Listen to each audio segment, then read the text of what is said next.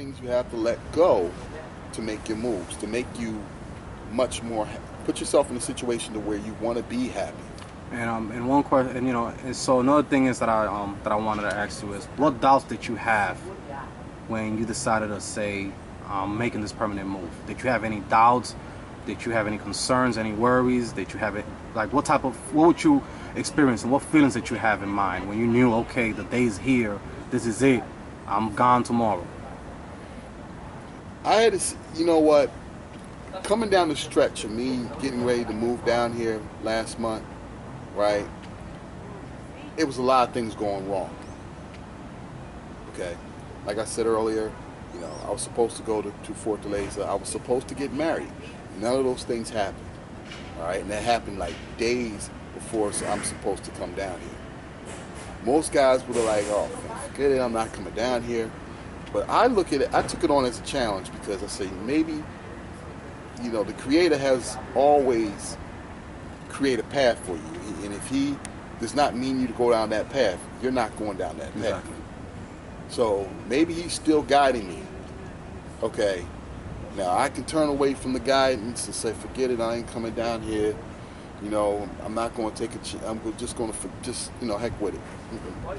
No, I'm going to continue on. And I say, you know what? I'm going to take this on as a challenge. All right. I'm going to build up my channel. All right. Because now I know guys are looking at me. And, a lot of guys, they look up to me, being, a future expat, hopefully I get up there with you. But, they want to see how I do so they can possibly do the same. They can replicate the same things possibly. Maybe not exactly, but this guy didn't back off. This guy came down here. He made it happen anyway. All right? Exactly.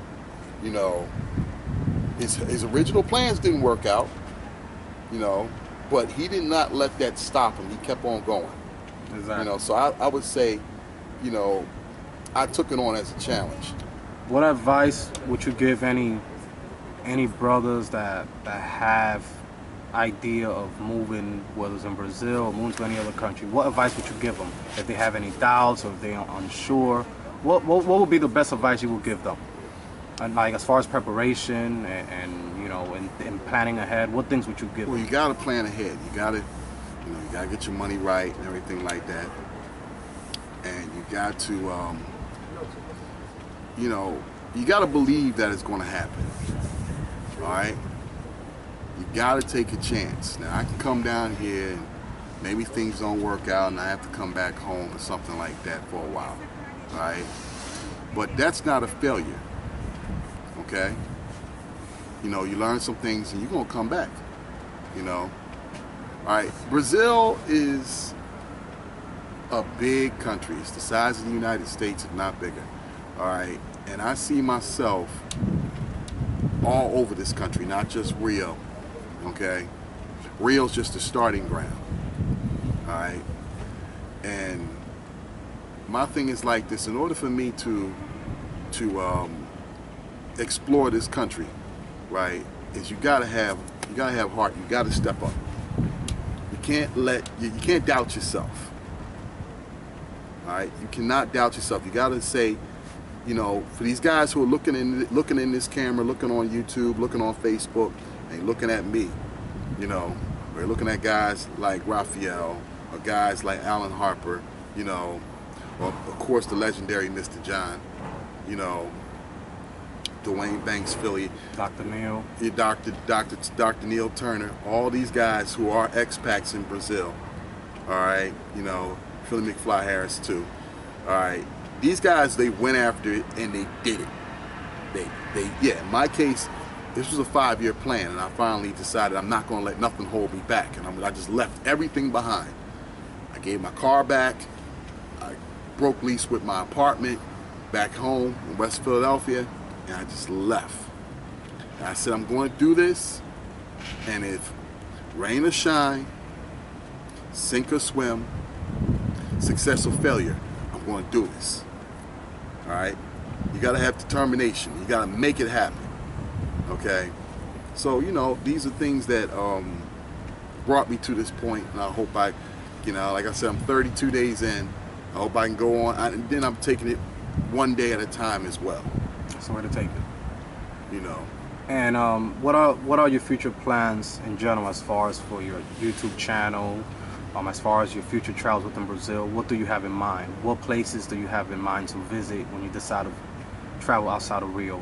And what is going to be the main purpose and key of your travels throughout Brazil?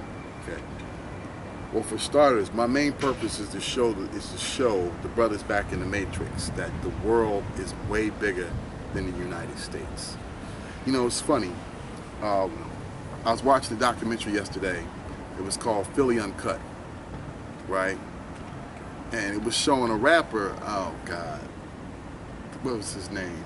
I actually thought he was an actor, but he turns out he's a Philly rapper. Gorilla, you know, I forgot whatever his name is. Anyway, he comes into Philly. And he said, he goes to South Philadelphia, and he said, I had to go with my hood dudes, all my criminals. And the guy was up there, you know, praising the fact they got shot, and they still living. Okay. You know, this one dude, he a real street warrior, man. He got shot in the head. And he's still walking around. Guy walks in there with his eye cocked up and all this other stuff. And I'm like, these guys are celebrating negativity. They're celebrating hood shit. Because 3 blocks is their world. One guy even said that we could be warring with, the funny thing about warring with dudes in the hood is that same dude may live in your neighborhood about maybe 3 blocks from you. Y'all could be going to the same cleaners. Y'all show up at the same cleaners together. Y'all got to pull out guns on each other. And I'm like, for real? Really? This is how far the black community has fallen. And the reason why is that a lot of brothers think that their world is 3 blocks long. Okay? Think that the hood is where they're supposed to be at.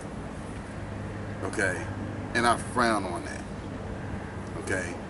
When you got a passport, the world is yours. Exactly. All right? The United States is a tiny little world. Your neighborhood is just that more microscopic. Exactly. All right? When you go out there in the world and you see things, you see beautiful places like, look at the mountains and all that stuff, and beautiful, like I said about Barajuka, the jungle, the metropolis in the jungle, you know, and all this. When you see stuff like this, it broadens your mind. It opens your mind up even more. It lets you know that you don't have to be a hood nigga. You don't have to be all that stupid stuff. Exactly. All right? Because to me, it's stupid. Exactly. It's frivolous. It's dumb. It's pointless. You know, and all. And when you start to become worldly, knowing extra languages and everything like that. And yes, my Portuguese is not that good. All right, but I'm learning every day. All right, I'm a slow learner when it comes down to learning a different language. And here's a question that comes to mind. Of course, this is what I guess the majority of the guys that come to Brazil. The woman, what advice would you give a guy that's looking for a relationship here in Brazil or is looking for a marriage? What advice would you give them as far as to get a head start? Well, you ain't gonna find a wife going to Maps. For starters, all right, I will say that. It's like this, man. What mindset do you want them to bring over here when they come here to Rio? If they're looking for a wife or girlfriend just to start, what would you advise them to do? Like, what would you tell them? All right, well, for starters, the number one thing is be open-minded. All right, because you never know where you're gonna find love. Okay, I said about Maps and all that stuff, but you never know where you're gonna find love. All right, of course, the language is also very important. All right, you know, and then you come here and you don't have to act like a hood. I'm going back to the hood thing. You don't need that stuff.